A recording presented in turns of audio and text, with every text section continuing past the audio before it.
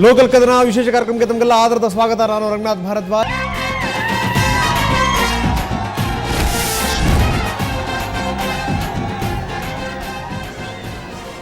ಬನ್ನಿ, ಇದ್ರ ಬಗ್ಗೆ ಮಾತಾಡಲಿಕ್ಕೆ ರಾಜೇಂದ್ರ ಗೋಖಲೆ ನಮ್ಮ ಜೊತೆಗಿದ್ದಾರೆ, ಪ್ರಧಾನ ಕಾರ್ಯದರ್ಶಿ KJP. ರಾಜೇಂದ್ರ ಜಿ, ಕಾರ್ಯಕ್ರಮಕ್ಕೆ ತಮಗೆ ಸ್ವಾಗತ. ನಮಸ್ಕಾರ. ಸೊ ಮತ್ತೊಬ್ಬರಿದ್ದಾರೆ ದ್ವಾರಕಾನಾಥ್ ಅವರು, ನಮ್ಮ ನಿಮಗೆಲ್ಲ ಪರಿಚಿತರು, ವಕೀಲರು, ಸಮಾಜ ಸೇವಕರು. ದ್ವಾರಕಾನಾಥ್ ಜಿ, ತಮ್ಮ ಕೂಡ ಕಾರ್ಯಕ್ರಮಕ್ಕೆ ಸ್ವಾಗತ. ರವೀಂದ್ರ ರೇಷ್ಮೆ ನಮ್ಮ ಜೊತೆ ಜಾಯ್ನ್ ಆಗಿದ್ದಾರೆ, ಹಿರಿಯ ಪತ್ರಕರ್ತರು, BSR ಕಾಂಗ್ರೆಸ್ನ ವಕ್ತಾರರು. ರವೀಂದ್ರ ರೇಷ್ಮೆ ಅವರು, ತಮ್ಮ ಕೂಡ ಕಾರ್ಯಕ್ರಮಕ್ಕೆ ಸ್ವಾಗತ.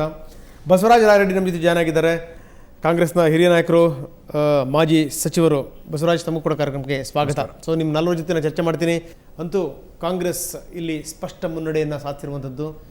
ಬಹಳ ದಿನಗಳ ನಂತರ ಜನಗಳಿಗೆ ಹತ್ತಿರ ಆಗ್ತಾ ಇದೆ ಕಾಂಗ್ರೆಸ್. ಏನಂತೀರಿ ಈ ಫಲಿತಾಂಶದ ಬಗ್ಗೆ? ಇಲ್ಲ, ನಾನು ಆ ಮಾತನ್ನು ಒಪ್ಪೋದಿಲ್ಲ. ಭಾಳ ದಿನಗಳ ನಂತರ ಕಾಂಗ್ರೆಸ್ ಭಾಳ ಜನರಿಗೆ ಹತ್ತಿರ ಆಗ್ತದೆ ಅಂತ ತಾವೇನು ಹೇಳಿ ಬಿಡಿ, ಜನಗಳ ಜೊತೆಗೆ ಇತ್ತು. ಜನಗಳ ಜೊತೆಗೆ ನೋಡಿ, ಕಾಂಗ್ರೆಸ್ ಪಕ್ಷ ಜನಗಳ ಜೊತೆಗೇನೆ ಇದ್ದೇವೆ. ಮತ್ತು ಕಾಂಗ್ರೆಸ್ಸು ಕಳೆದ ಚುನಾವಣೆಯಲ್ಲೂ ಕೂಡ ಕಡಿಮೆ ಮತ ಬಂದಿಲ್ಲ. ಎಸ್, ನಾನು ಯಾಕೆ ಬಹಳ ದಿನಗಳ ನಂತರ ಅಂತ ಹೇಳಿದೆ ಅಂತಂದ್ರೆ, ಬಳ್ಳಾರಿಯಲ್ಲಿ ಸ್ಥಿತಿಗತಿಗಳು ಹೇಗಿತ್ತು, ದಾವಣಗೆರೆಯಲ್ಲಿ ಹೇಗಿತ್ತು, ಕರಾವಳಿನಲ್ಲಿ ಹೇಗಿತ್ತು? ನಾನು ಅಲ್ಲಿ ಕಮ್ ಬ್ಯಾಕ್ ಟು ಕಾಂಗ್ರೆಸ್ಸಿನ ವೋಟ್ ಆಫ್ ಪರ್ಸೆಂಟೇಜ್ ಹೇಳ್ತೇನೆ. ನೋಡಿ, ಇವನ್ 2008ರಲ್ಲಿ ವಿಧಾನಸಭೆಯಿಂದಲೇ ಪ್ರಾರಂಭ ಮಾಡೋಣ. 2008ರ ವಿಧಾನಸಭೆಯಲ್ಲಿ ಕೂಡ ಕಾಂಗ್ರೆಸ್ ಭಾರತೀಯ ಜನತಾ ಪಕ್ಷಕ್ಕಿಂತ 1.5% ವೋಟ್ ಜಾಸ್ತಿ ತೆಗೆದುಕೊಂಡಿತ್ತು. ಸ್ಥಾನ ಗಳಿಕೆಯಲ್ಲಿ ನಾವು ಕಡಿಮೆ ಆಯಿತು. ಅದಕ್ಕೆ ಕಾರಣ ಒಂದು 30 ಜನ ನಮ್ಮಂಥವ್ರು ಸೋತಿದ್ದು. ಧರ್ಮಸಿಂಗ್ ಅವರು, ನಾನು, ದೇಶಪಾಂಡೆ, MP ಪ್ರಕಾಶ್, HK ಪಾಟೀಲ್, ಎಲ್ಲ ಲೀಡರ್ಸ್ಗಳು 38 ಜನ ಆರಿಸಿ ಬರುವಂಥವ್ರು. ಹೀಗಾಗಿ ಅದಕ್ಕೆ ಬೇರೆ ಬೇರೆ ಕಾರಣಗಳಿದೆ. ಹೀಗಾಗಿ ನಾವು ನಮ್ಮ ವಿರುದ್ಧ ಹಣ ಸಾಕಷ್ಟು ಖರ್ಚು ಮಾಡಿಬಿಟ್ರು BJP ಅವರು, ಎಲ್ಲ ಸೀನಿಯರ್ ಲೀಡರ್ಸ್ ವಿರುದ್ಧ. ಹೀಗಾಗಿ ನಾವು ಸೋತೋದ್ರಿಂದ ಕಾಂಗ್ರೆಸ್ಸು ಸೋತು ಅಂತ ಆಯಿತು. ಇದಾದ ನಂತರ ಏನು ಮುಂದೆ ಚುನಾವಣೆಗಳಾದವು, ಸ್ಥಳೀಯ ಸಂಸ್ಥೆಗಳ ಚುನಾವಣೆ ಕಾಂಗ್ರೆಸ್ಸೇ ಮುಂದಿದೆ. ಗ್ರಾಮಾಂತರ ಪ್ರದೇಶದಲ್ಲಿ ಜಿಲ್ಲಾ ಪಂಚಾಯತು, ತಾಲೂಕು ಪಂಚಾಯತಿಗಳಲ್ಲಿ ಕೂಡ ಕಾಂಗ್ರೆಸ್ಸೇ ಮುಂದಿದೆ. ಕಳೆದ ಈಗ ನಗರಸಭೆಯಲ್ಲಿ ಖಂಡಿತವಾಗಿ ಜನ ಇವತ್ತು ಕಾಂಗ್ರೆಸ್ ಪರವಾಗಿ ಮತ ಚಲಾಯಿಸ್ತಾ ಇದ್ದಾರೆ. ಕಾರಣ, ಒಂದು ಕಡೆ ಭಾರತೀಯ ಜನತಾ ಪಕ್ಷದ ಭ್ರಷ್ಟಾಚಾರ, ಜನ ಆಡಳಿತದ ವಿರೋಧಿ ನೀತಿ ಮತ್ತು ಅವ್ರ ಪಕ್ಷದಲ್ಲಿರುವಂಥ ಗೊಂದಲ, ಇವೆಲ್ಲವನ್ನು ಒಂದು ಸಾರಿ ನೋಡಿದ್ರು. ಭಾರತೀಯ ಜನತಾ ಪಕ್ಷಕ್ಕೆ ಒಂದು ಸಾರಿ ಮತ ಕೊಡಬೇಕಪ್ಪ, ನೋಡೋಣ ಅಂಥೇಳಿ ಮತ ಕೊಟ್ಟಿದ್ದರು. ಈಗ ಅವರ ವಿಚಾರಗಳೇನು, ರಾಜ್ಯಕ್ಕೆ ಅವರು ಮಾಡಿರುವಂಥ ಅನ್ಯಾಯ, ಇವೆಲ್ಲವನ್ನು ಜನ ಬಹಳಷ್ಟು ಗಣನೆಗೆ ತೆಗೆದುಕೊಂಡಿದ್ದಾರೆ. ಹೀಗಾಗಿ ಇವತ್ತು ಸಕಾರಾತ್ಮಕವಾದಂಥ ಮತಗಳು ಇವತ್ತು ಕಾಂಗ್ರೆಸ್ಸಿಗೆ ಬಂದಿದೆ. ಒಂದು ಇನ್ನು ತಾವು BSR ಬಗ್ಗೆ ಹೇಳ್ತಾ ಇದ್ರಿ. ನೋಡಿ, BSR ಪಾರ್ಟಿ ನಂತರ ಮಾತಾಡೋಣ. ಒಂದನ್ನು ನಾವು ಹೇಳಲೇಬೇಕು, ಬಹಳಷ್ಟು ಸಂದರ್ಭಗಳಲ್ಲಿ ಕಾಂಗ್ರೆಸ್ ಸ್ವಂತ ಎಫರ್ಟ್ ಮೇಲೆ ಅಧಿಕಾರಕ್ಕೆ ಬಂದಿದೆಯಲ್ವೋ, ಗೆದ್ದಿಯಾರೋ ಇಲ್ಲೋ, ಬಹುತೇಕ ಸಂದರ್ಭಗಳಲ್ಲಿ ಈ ರಾಜಕೀಯದ ವಿಚಿತ್ರ ಹುಚ್ಚಾಟಗಳನ್ನು ನೋಡಿ ನೋಡಿ ನೋಡಿ ಇನ್ನೇನು ಪರ್ಯಾಯ ಬೇರೆ ಮಾರ್ಗ ಇಲ್ಲ ಅಂತ ಜನಗಳು ಅವ್ರನ್ನ ಆರಿಸಿರೋದಿದೆ. ಹೀಗಾಗಿ ಏನು ಅಂದರೆ ರೊಟ್ಟಿ ಜಾರಿ ತುಪ್ಪಕ್ಕೆ ಬಿದ್ದಂಗೆ ಅಷ್ಟೇ. ನಾನು ನನ್ನ ಮಾತನ್ನು ಒಪ್ಪೋದಿಲ್ಲ. ನೋಡಿ, ಕಾಂಗ್ರೆಸ್ ಪಕ್ಷಕ್ಕೆ ತನ್ನದೇ ಆದಂಥ ಒಂದು ಅಸ್ತಿತ್ವ ಇದೆ, ತನ್ನದೇ ಆದಂಥ ವಿಚಾರಗಳಿದ್ದಾವೆ, ಸಿದ್ಧಾಂತಗಳಿದ್ದಾವೆ, ಕಾರ್ಯಕ್ರಮದಲ್ಲಿ ನಂಬಿಕೆ ಇದೆ, ಆಮೇಲೆ ಬದ್ಧತೆ ಇದೆ, ನಮಗೆ ಒಂದು ಕಮಿಟ್ಮೆಂಟ್ ಅನ್ನೋದಿದೆ. ಹೀಗಾಗಿ ಕಾಂಗ್ರೆಸ್ ಪಕ್ಷನ ಅಷ್ಟು ಅಲ್ಗಳೆಯುವಂಥ ಪರಿಸ್ಥಿತಿ ಇಲ್ಲ ಕರ್ನಾಟಕದಲ್ಲಿರುವಂಥ ಲೀಡರ್ಗಳು ಯಾರು ಕೆಟ್ಟವರಿದ್ದಾರೆ ತೋರಿಸಿ ನನಗೆ. You just name. ಬಹುತೇಕ ಸಂದರ್ಭಗಳಲ್ಲಿ ನೀವು ವಿರೋಧ ಪಕ್ಷದವ್ರ ನಾಯಕರ ಥರ ವರ್ತನೆ ಮಾಡಲೇ ಇಲ್ಲ ಅಂತ ಹಾಗೆ ನೀವು ಅನ್ಕೊಂಡಿರೋದು. ಅದು ಯಾಕೆ ಸಿದ್ದರಾಮಯ್ಯ ಹೋರಾಟ ಮಾಡಲಿಲ್ವಾ? ಅಲ್ಲ, ಸಿದ್ದರಾಮಯ್ಯವ್ರನ್ನ ಬಿಡಿ, ವಿರೋಧ ಪಕ್ಷದ ನಾಯಕನಾಗಿ ಹೋರಾಟ ಮಾಡಲಿಲ್ವಾ ಅವರು? ಆಮೇಲೆ ಬೇರೆ ನಮ್ಮ ಕೆಲವರಂತೂ ನಿಮ್ಮ ಪಾರ್ಟಿ ನೋಡ್ಬಿಟ್ರೆ ನೋಡಿ, ನಮ್ಮ ಅಧ್ಯಕ್ಷರು ಡಾಕ್ಟರ್ ಪರಮೇಶ್ವರ್ ಅವರು, ನಾವು 3 ಕಡೆ ಪಾದಯಾತ್ರೆ ಮಾಡಿದ್ವಿ. ಸುಮಾರು ಒಂದು 300 ಕಿಲೋಮೀಟರ್ಗಿಂತ ಹೆಚ್ಚು ಮಾಡಿದ್ವಿ. ಜನಗಳ ಜೊತೆಗೆ ಹೋದ್ವಿ, ಇಶ್ಯೂಸ್ ಮೇಲೆ ಹೋದ್ವಿ. ನಾವು ಸುಮ್ಮನೆ ಪಾದಯಾತ್ರೆ ಅಂತ ಹಂಗೆ ಮಾಡಲಿಲ್ಲ. ಈ ಉತ್ತರ ಕರ್ನಾಟಕದ ನೀರಾವರಿ ಸಲುವಾಗಿ ಕೃಷ್ಣಾ ಬಿ ಸ್ಕೀಮಿನ ಇಂಪ್ಲಿಮೆಂಟೇಷನ್ ಮಾಡಬೇಕಪ್ಪ ಅಂಥೇಳಿ ಹೋರಾಟ ಮಾಡಿದ್ವಿ. ಎಸ್, ಹೀಗಾಗಿ ಕಾಂಗ್ರೆಸ್ ಕಾರ್ಯಕ್ರಮ ಮಾಡ್ತಾ ಇದ್ದಾರೆ. ಅಲ್ಲ, ಪರಮೇಶ್ವರ್ ಅವರ ಸ್ವಂತ ನೆಲದಲ್ಲಿ ಏನಾಗಿದೆ ಅನ್ನೋದು ನೋಡ್ತಾ ಇದ್ದೀರಿ ನೀವು. ಇರ್ಲಿ ನೋಡಿ, ಹಂಗಾರೆ JDS ಏನಾಗಿದೆ ಎಲ್ಲರೂ ಸೇರಿಸ್ಕೊಂಡು ಹೇಳ್ತಿರೋದು. ಓಕೆ, ಫೈನ್ ಬಸವರಾಜ್, ನಿಮ್ಮ ಜೊತೆ ಮಾತಾಡ್ತೀನಿ ಸರ್. ನೀವೇನು ಹೇಳ್ಕೊಡ್ತೀರಿ? ಒಂದೇ ಒಂದು ಸಂಗತಿ ಆಡ್ ಮಾಡ್ಲಿಕ್ಕೆ ಇಚ್ಛೆ ಪಡ್ತಾ ಇದ್ದೇನೆ. ಕಾಂಗ್ರೆಸ್ಗೆ ಪಾಸಿಟಿವ್ ವೋಟ್ ಇಲ್ಲ. ಯಾಕೆಂದ್ರೆ ಕಳೆದ ಬಾರಿ 1606 ತಗೊಂಡವರು, ಈ ಸಲ 1960. If it is A positive vote, more than 50% ಮೇಲೆ ಬರ್ತಿದ್ರು ಅವರು. ಈಗ ಮಾತ್ರ 300 ಸಂಖ್ಯೆ ಜಾಸ್ತಿ ಆಗಿದೆ ಅವ್ರದ್ದು. ಇಟ್ ಇಂಡಿಕೇಟ್ಸ್ ದ್ಯಾಟ್ ಯಾರೋ ಬೇಡ ಅಂಥೇಳಿ ಅವ್ರ ಹತ್ರ ಅವ್ರು ಹೋಗಿದ್ದಾರೆ ಅನ್ನೋಂಥದ್ದು ಕ್ಲಿಯರ್ ಕಟ್ ಆಗಿ ಗೊತ್ತಾಗ್ತದೆ. ನೋಡಿ, ಕರ್ನಾಟಕದ ಕಾಂಗ್ರೆಸ್ಸಿಗರು 14 ವರ್ಷದ ಹಿಂದೆ ಒಂದು ಲ್ಯಾಂಡ್ಸ್ಲೈಡ್ ವಿಕ್ಟರಿ ಆಯಿತು 1999. ಅದಾದ ನಂತರ ಮತ್ತೆಂದೂ ನಿಚ್ಚಳ ಬಹುಮತದ ವಿಜಯ ಅವರು ಸಿಕ್ಕೇ ಇಲ್ಲ. ಬಸವರಾಜ ರಾಯರೆಡ್ಡಿ ಅವ್ರನ್ನ ನಾನು ತುಂಬ ಮೆಚ್ಕೊಳ್ತೀನಿ. ನಮ್ಮ ಹೈದರಾಬಾದ್ ಕರ್ನಾಟಕದ ಅಭಿವೃದ್ಧಿ ಕೇಂದ್ರಿತ ಶಾಸಕ ಅಂತ ತುಂಬ ಒಳ್ಳೆ ಕೆಲಸ ಮಾಡಿದರು, ಒಂದು ಮಾದರಿ ಶಾಸಕ ಥರ ಇದ್ರು. ಆದರೆ ಇವರು ಮತಾಂತರಿ ಕಾಂಗ್ರೆಸ್ಸಿಗರು, ಇವರು ಮೂಲ ಕಾಂಗ್ರೆಸ್ಸಿಗರಲ್ಲ.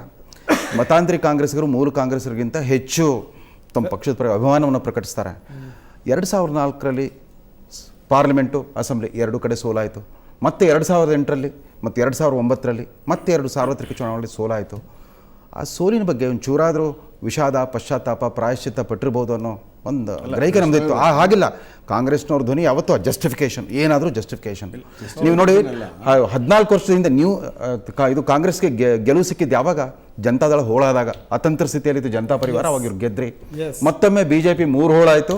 ಆಮೇಲೆ JDS ಅಧಿಕಾರದಲ್ಲಿಲ್ಲ ಸುಮಾರು 5 ವರ್ಷ. ಆದರೂ ಕೂಡ ಅಧಿಕಾರದಲ್ಲಿದ್ದರೆ ಕೂಡ JDS ಭಾಳ ಇಂಪ್ರೆಸಿವ್ ಆಗಿರುವಂಥ ಒಂದು ಸಾಧನೆ ಮಾಡಿದೆ, ಎಲ್ಲ ಒಂದು ಕಡೆ ತನ್ನ ಅಸ್ತಿತ್ವವನ್ನು ತೋರಿದೆ. ಆ ಕಾಂಗ್ರೆಸ್ಸಿಗೆ ವಿಷಾದ ಅನ್ನೋದು ಬರಲ್ಲ. ಅದು ಹೀಗೆ ನಾವು ರಾಷ್ಟ್ರೀಯ ಪಕ್ಷ, ನಮ್ಮ 125 ವರ್ಷಗಳ ಇತಿಹಾಸ ಇದೆ. ಕಾಂಗ್ರೆಸ್ ಭಾಳ ದೂರ ಸಾಗಿ ಬಂದಿದೆ. ಆಮೇಲೆ UPಯಲ್ಲಿರೋ ಕಾಂಗ್ರೆಸ್ಗೂ ಈ ಕರ್ನಾಟಕ ಕಾಂಗ್ರೆಸ್ಸಿಗರು ಸಂಬಂಧವೇ ಇಲ್ಲ. 9 ವರ್ಷ ಆಯಿತು, ಒಂದೇ ಒಂದು ಸಾರಿ ಅವರು ಪ್ರಧಾನಮಂತ್ರಿಯನ್ನು ಕರ್ನಾಟಕ ಜನರ ಎದುರು ತಂದು ನಿಲ್ಲಿಸಿ ಇವರೊಂದು ಈ ದೇಶಕ್ಕೆ ಒಂದು ದೊಡ್ಡ ಕೊಡುಗೆ ಕೊಟ್ಟಿದ್ದಾರೆ, ಪ್ರಾಮಾಣಿಕ ವ್ಯಕ್ತಿತ್ವ ಇಟ್ಕೊಂಡಿದ್ದಾರೆ ಅಂತ ತೋರಿಸ್ತಾರೆ. ಇಲ್ಲ, ಅದೇ ಆತ್ಮವಂಚನೆ ರಾಜಕಾರಣ, ವ್ಯಕ್ತಿ ಪೂಜೆ, ಭಟ್ಟಂಗಿತನ, ಜೈಕಾರಗಳು, ಇಂದಿರಾ ಗಾಂಧಿ ಫ್ಯಾಮಿಲಿಗೆ. ಅದು ಏನೂ ಬದಲಾಗಿಲ್ಲ. Congress by default they keep winning. ಹೌದು, ಭಾಳ ದೊಡ್ಡ ತಪ್ಪುಗಳಾಗಿದೆ BJP ಮತ್ತು ಅದರ ಬೇರೆ ಬೇರೆ ಅವತಾರಗಳಲ್ಲಿ ಕೆಲವು ತಪ್ಪುಗಳಾಗಿದೆ. ನಮ್ಮ ಪಕ್ಷದ ನಿರೀಕ್ಷಣೆ, ನಮ್ದು ಇನ್ನೂ ಸೀಟ್ ಎಕ್ಸಾಮ್ ನಮ್ಮ ಪಕ್ಷಕ್ಕೆ, ನಮ್ಮ 100 ಸೀಟ್ ಬಂದಿದ್ರೆ ದೊಡ್ಡ ಸಾಧನೆ ಆಗ್ತಾಯಿತ್ತು. ಅದಕ್ಕಿಂತ ಮುಖ್ಯವಾಗಿ ಬರೀ ಬಳ್ಳಾರಿ, ಕೊಪ್ಪಳ, ಗದಗ ಸೀಮಿತ ಅಂದಿದ್ರು. ನಮ್ಮ ಪಕ್ಷದ ಕ್ಯಾಂಡಿಡೇಟ್ಸು ಶ್ರೀರಂಗಪಟ್ಟಣ, ಚಾಮರಾಜನಗರ, ಮದ್ದೂರು, ಚನ್ನಪಟ್ಟಣ, ಅಂಕೋಲಾ, ಸಿರ್ಸಿಗಳಲ್ಲೂ ಕೂಡ ಗೆದ್ದಿರೋದು ಸಮಾಧಾನ. ಓಕೆ ಓಕೆ ಓಕೆ ದೊರಕನಜ್ಜಿ, ತಾವು ಹೆಂಗೆ ವಿಶ್ಲೇಷಿಸ್ತೀರಿ? ಕಾಂಗ್ರೆಸ್ಸು ಗೆಲ್ಲಲಿಕ್ಕೆ ಕಾರಣ ಅವ್ರು ಹೇಳ್ತಾ ಇರೋದು ಬಸವರಾಜ ರೆಡ್ಡಿ ಅವರು, ರಾಯರೆಡ್ಡಿ ಅವರು ಹೇಳಿದ ಪ್ರಕಾರ ಒಂದು ಇದನ್ನು ನಾನು ಅಂಶವನ್ನು ಒಪ್ತೇನೆ, ಏನಂತಂದರೆ BJPಯ ದುರಾಡಳಿತ ಅನ್ನುವಂಥದ್ದು. ಆದರೆ ಇನ್ನೆರಡು ವಿಷಯಗಳು ಭಾಳ ಪ್ರಮುಖವಾದ ಅಂಶಗಳಿದ್ದಾವೆ ನನಗೆ. ಎಲ್ಲರೂ ಕೂಡ ನಾವು ಇದನ್ನು ಭಾಳ ಸೂಪರ್ಫಿಷಿಯಲಾಗಿ ನೋಡ್ತಿದ್ದೀವ ಅಂತ ಅನ್ನಿಸ್ತಾ ಇದೆ. ಕಾಂಗ್ರೆಸ್ಸು ಗೆಲ್ಲಲಿಕ್ಕೆ ಭಾಳ ಪ್ರಮುಖವಾದ ಕಾರಣ, ನಾನು ಸ್ಟ್ಯಾಟಿಸ್ಟಿಕ್ಸ್ ಸಮೇತ ಹೇಳಬಲ್ಲೆ, BSP ಕ್ಯಾಂಡಿಡೇಚರ್ಸ್ ಆಗ್ತಾ ಇರುವಂಥದ್ದು.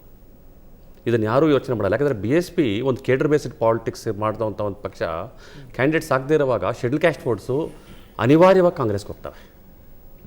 ಅದು ಭಾಳ ಇಂಪಾರ್ಟೆಂಟ್ ಫ್ಯಾಕ್ಟರ್ ಅಂತ ಒಂದು ಗೊತ್ತಾಗುತ್ತೆ.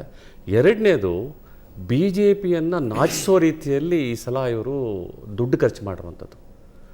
ಬರೀ ಕೊಳ್ಳೇಗಾಲ ಒಂದು ಕ್ಷೇತ್ರದ ಒಂದು ಎಕ್ಸಾಂಪಲ್ ಕೊಡೋದಾದರೆ, ಒಂದು ಓಟಿಗೆ 5,000 ರೂಪಾಯಿವರೆಗೂ ಕೊಟ್ಟಿದ್ದಾರೆ. ಹೌದು, ನಾನು ಸತ್ಯ ಹೇಳ್ತೀನಿ. ನಾನು ವಿವರ ಸಮೇತ ಹೇಳ್ತೀನಿ. ಒಂದೇ ನಿಮಿಷ ದಯವಿಟ್ಟು. ಒಂದು ನಿಮಿಷ ಹೇಳ್ತೀನಿ. ಅಲ್ಲಿ ಸ್ಥಳೀಯವಾಗಿ ಕೊಟ್ಟಿರ್ಬೋದೇನೋ ನಮ್ಗೆ ಗೊತ್ತಿಲ್ಲ. ಆದರೆ ಆಸ್ ಎ ಕಾಂಗ್ರೆಸ್ ಪಾರ್ಟಿ ಸತ್ಯವಾದ ಮಾತು ಹೇಳ್ತೇನೆ, ನಮ್ಮ ಅಧ್ಯಕ್ಷರು, ನಮ್ಮ ವಿರೋಧ ಪಕ್ಷದ ನಾಯಕರು ಅಥವಾ ನಮ್ಮ ಪಾರ್ಟಿ ಒಂದು ಪೈಸೆ ಕೊಡಲಿಲ್ಲ, ಒಂದು ಜೆಂಡಾ ಕೊಡಲಿಲ್ಲ. No material given to anybody. ಒಂದು ಪೈಸೆನೂ ಕೊಡಲಿಲ್ಲ.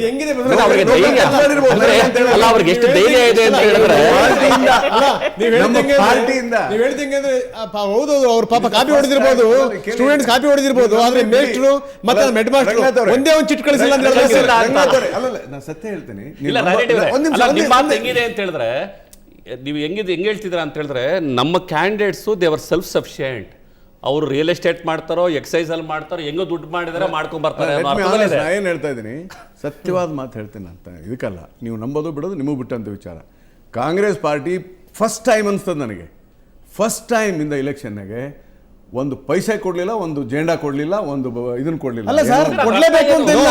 ಅದ್ರ ಅರ್ಥ ಏನು? ನೀವು ಟಿಕೆಟ್ ಕೊಡ್ಬೇಕಾದ್ರೆ ದುಡ್ಡಿದ್ರೆ ಕೊಟ್ರಾಯ್ತು. ಅಲ್ಲಲ್ಲ, ಈ ಸಾರಿ ಕೊಡಬಾರ್ದಂತ ತೀರ್ಮಾನ ಮಾಡ್ಬಿಟ್ರು. ಮುಂದೆ ಅಸೆಂಬ್ಲಿ ಬರ್ತಾ ಇದೆ, ನಮ್ಗೆ ಈ ಹಣ ಖರ್ಚು ಮಾಡ್ಲಿಕ್ಕೆ ಟಿಕೆಟ್ ಕೊಡಬಾರ್ದು ಅಂತ ನಿರ್ಧಾರ ಮಾಡಿದ್ರೆ ಓಕೆ ಅನ್ಬೋದು. ಪಾರ್ಟಿ ಹಣ ಖರ್ಚು ಮಾಡಿಲ್ಲ, ಸ್ಥಳೀಯವಾಗಿ ಅವ್ರು ಕ್ಯಾಂಡಿಡೇಟ್ ಮಾಡ್ಕೊಂಡಿರ್ಬೋದು. ನಮ್ಮ ಕ್ಯಾಂಡಿಡೇಟೇ ಮಾಡಿಲ್ಲ ಅಂತ ಹೇಳಿದ್ರೆ ಅದು ಡಿಫೆನ್ಸ್ ಒಪ್ಕೊಳ್ತೀನಿ. ಪಕ್ಷದಿಂದ ಕೊಟ್ಟಿಲ್ಲ, ಅವ್ರು ಮಾಡಿದ್ದಾರೆ ಅಂತ ಹೇಳಿದ್ರೆ ಅಲ್ಲಿಗೆ ನೀವು ದುಡ್ಡಿರೋರಿಗೆ ಕೊಟ್ಟಿದ್ದೀರಾ ಅಂತ ಆಯ್ತು. ಗೊತ್ತಿಲ್ಲ ಸ್ಥಳೀಯವಾಗಿ ಏನ್ ಗೊತ್ತಿಲ್ಲ ಅಂದ್ರೆ ಕೊಟ್ಟಿರ್ಬೋದು. It's an admission. ಆದ್ರೆ ನಮ್ಮ ಪಾರ್ಟಿ ಹಣದ ರಾಜಕಾರಣವನ್ನ ಮಾಡ್ತಾ ಇಲ್ಲ ಅಂತ ಸ್ಪಷ್ಟಪಡಿಸಿದ್ದೀನಿ ನಾನು. The truth I am telling. ನೀವು ನಂಬೋದು ಬೇಡ, ನೀವು ಬಿಟ್ಟಿದ್ದ ಅಂತ ಹೇಳಿದಿನಲ್ಲ ನಾನು. ಸರ್, ನಂಬಿಕೆ ಪ್ರಶ್ನೆ ಅಲ್ಲ ಇಲ್ಲಿ, ಇದು ಡಾಕ್ಯುಮೆಂಟ್ಸ್ ಐ ಆಮ್ ಟೆಲಿಂಗ್. ಒಂದು ಪೈಸೆನೂ ಕೊಡ್ಲಿ ಸರ್. ಪ್ಲೀಸ್ ಮುಂದುವರಿಸಿ ಸರ್. ಇದು ಈ ಮೂರು ಬಹಳ ಪ್ರಮುಖ ಕಾರಣಗಳು ಅಂತಲೇ ನನಗೆ ಅನಿಸ್ತಾ ಇದೆ. ರಿಪೀಟ್ ಮಾಡಿ ಸರ್, ಮೂರು ಕಾರಣಗಳು. ಸರ್, ಒಂದು BJPಯ ದುರಾಡಳಿತ ಅನ್ನೋದು ಬಹಳ ಸ್ಪಷ್ಟ, ಕಾಂಗ್ರೆಸ್ಗೆ ಪಾಸಿಟಿವ್ ಆಗಿರುವಂಥದ್ದು. ಎರಡನೇದು ಬಹಳ ಇಂಪಾರ್ಟೆಂಟ್, ನನಗೆ ಬಹುಶಃ ಅನ್ಸುತ್ತೆ ಇದು ಮೊದಲ ಕಾರಣ ಕೂಡ ಅನ್ಸುತ್ತೆ ಅಂತ. BSP ಇದೆಯಲ್ಲ, BSP ಒಂದು cadre based politics. Last time ಕೂಡ ಕಳೆದ 2 ಸಲ ಕೂಡ ಕಾಂಗ್ರೆಸ್ ಕಡಿಮೆ ಟಿಕೆಟ್ ತಗೊಳ್ಳಿಕ್ಕೆ BSPನೇ ಕಾರಣ. ಲಾಸ್ಟ್ ಟೈಮು ಕಾಂಗ್ರೆಸ್ ಕಡಿಮೆ ಓಟ್ ತಗೊಳ್ಳೋದಕ್ಕೆ ಕೂಡ ಬಹುಶಃ ರಾಯರೆಡ್ಡಿ ಅವರು ಅದನ್ನ ಒಪ್ಕೊಳ್ತಾರೆ ಅಂತ ಕಾಣುತ್ತೆ. BSP ಕಾರಣ, because it's A schedule caste based party ಆಗಿರೋದ್ರಿಂದ ಈ ಸಲ ಅವ್ರು ಕ್ಯಾಂಡಿಡೇಚರ್ ಹಾಕಿಲ್ಲ, ಸಿಂಬಲ್ ಕೊಟ್ಟಿಲ್ಲ. ಆ ಕಾರಣಕ್ಕೋಸ್ಕರ ಕಾಂಗ್ರೆಸ್ಗೆ ಮತ ಬ್ಯಾಂಕ್ ಜಾಸ್ತಿ ಆಯಿತು. ಯಾಕಂದರೆ ಅನಿವಾರ್ಯವಾಗಿ ಶೆಡ್ಯೂಲ್ ಕ್ಯಾಸ್ಟ್ ವೋಟರ್ಸ್ ಯಾವಾಗಲೂ ಕೂಡ ಯಾವಾಗ BSP ಫೀಲ್ಡಲ್ಲಿ ಇಲ್ವೋ ಆವಾಗ ಅದು BJPಗೆ ವಿರುದ್ಧವಾಗಿ ಕಾಂಗ್ರೆಸ್ ಪರವಾಗಿ ಆಗ್ತಾರೆ. ಅದು ಭಾಳ 2ನೇ ಕಾರಣ. 3ನೇ ಕಾರಣ ಹಣ, ಹೇರಳವಾಗಿ ಹಣ ಖರ್ಚು ಮಾಡಿರೋದು. ಸೊ BJP ಅವರು ನಾಚಿಸೋ ರೀತಿಯಲ್ಲಿ ಬಹುಶಃ BJPಯನ್ನು ನಾಚಿಸೋ ರೀತಿಯಲ್ಲಿ ಖರ್ಚು ಮಾಡಿದ್ದಾರೆ. Yes sir. ಸೊ ಇದಕ್ಕೆ ಸಂಬಂಧಪಟ್ಟಾಗೆ ವಿಸ್ತೃತವಾದಂಥ ಒಂದು ಚರ್ಚೆ ಮಾಡೋಣ. ಅದಕ್ಕಿಂತ ಮೊದಲು ಒಂದು ಸಣ್ಣ ವಿರಾಮ ತಗೊಳ್ಳೋಣ.